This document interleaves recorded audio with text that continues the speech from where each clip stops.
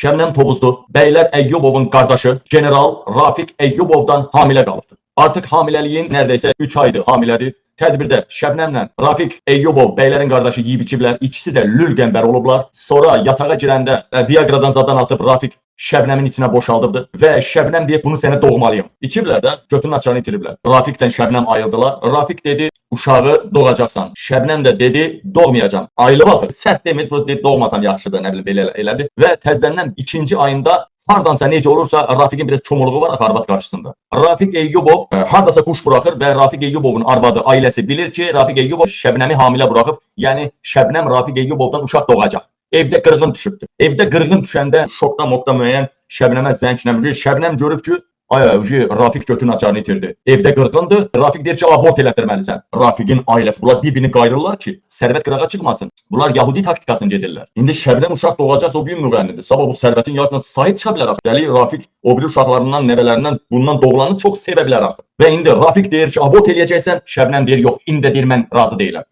Qırğın düşübdür.